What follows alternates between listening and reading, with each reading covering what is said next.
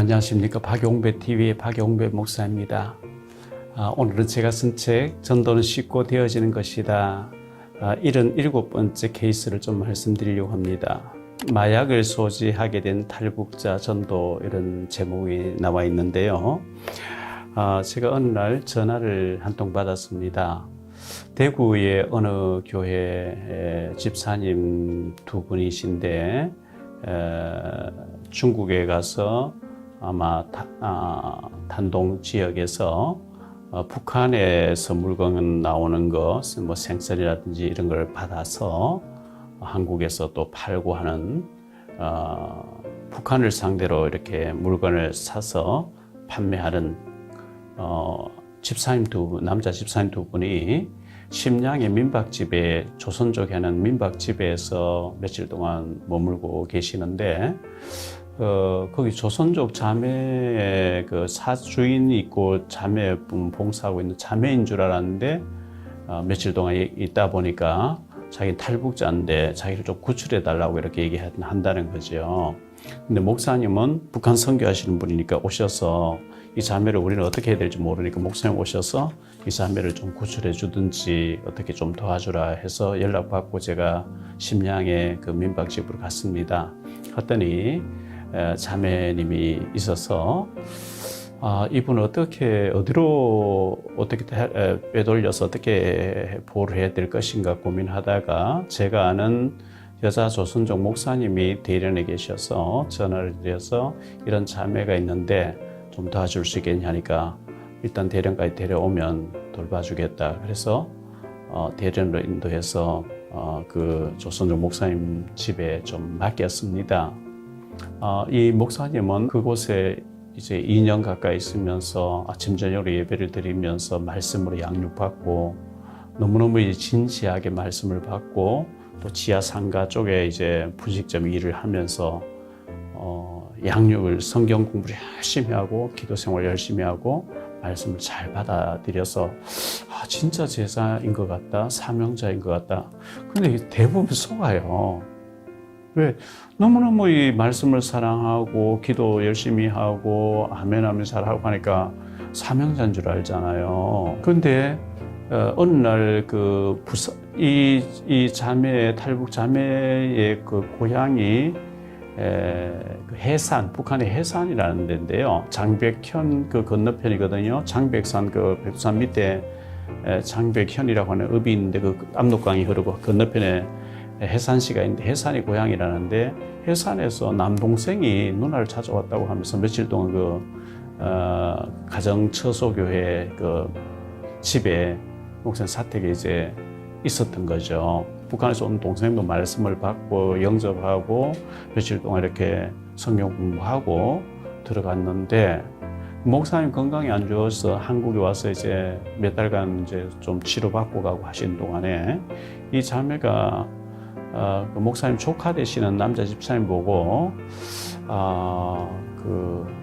2,000원 정도의 중국 돈 2,000원 같은 우리 돈 한 이제 40만 원 정도 되겠죠. 그 돈을 줄 테니까 저 장백현에 가서 북한의 그 해산하고 서로 이제 만나는 회관에 가서 지난번에 여기 와서 며칠 동안 있다가 내 남동생을 좀 만나고 와라. 이걸 좀 전달해주고 자기 딸에게 보내는 뭐 이제 옷하고 여러 가지 이렇게 사주면서 이걸 좀 전달해주고 오라 해서 아마 그 목사님 조카 되신 집사님이 갔던가 봅니다. 그래서 동생을 얼마 전에 좀 와서 이제 며칠 동안 있다 갔으니까 회관에서 만나가지고 누나가 동생이 주는 거고 자기 가족들이 뭐 의약 여러 가지 해서 보내고 누나 갖다 주라는 또 보따리 하나 받아서 왔다는 거예요.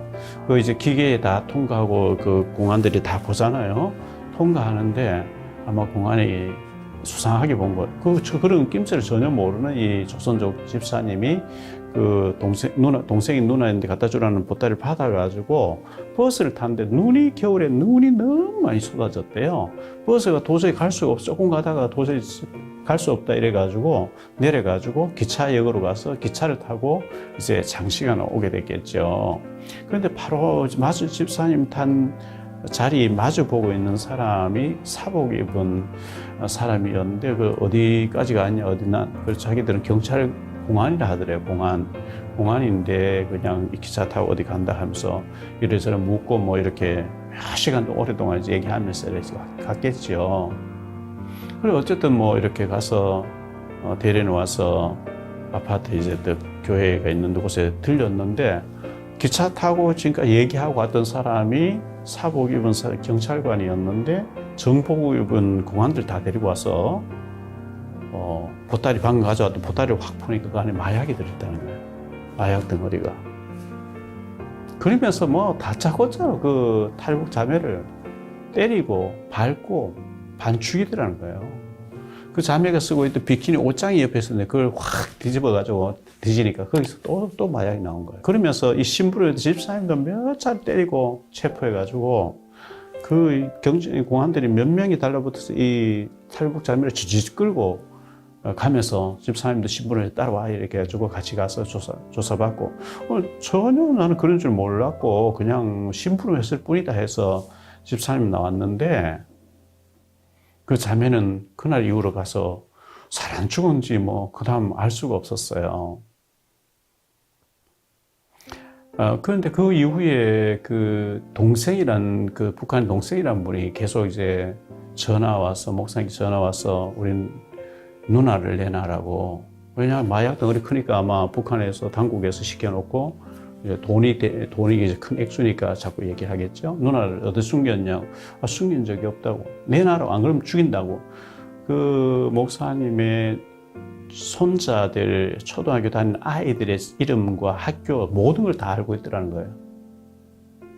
죽여버리겠다고 막 협박하는 거예요. 얼마나 무섭습니까? 그래가지고 그 살지도 못하고 다른 데 방을 얻고요. 교회도 폐쇄를 시키고 모이지도 못하고 겁이 나서 왜 협박 전화 너무 많이 오니까. 그래서 근데 어느 날 이제 아침에 가 보니까 2층에 그 창문에 도저히 들지 못하고 창살이 이렇게 새 창살이 있는데 그걸 확 뜯어놓고 문이 열려 있더라고요. 들어가 보니까 에리안 칼로 그 탈북 자매가 쓰던 옷들을 전부 다 이렇게 그어 놓더라는 거예요. 그리고 살벌해서 겁이 나서 살 수가 없잖아요. 그래서 이사를 가고 이렇게 한 적이 있는데 북한에서는 그 자매를 탈북자인 척 이제 위장해서 마약을 판매책으로 쓴 것 같습니다.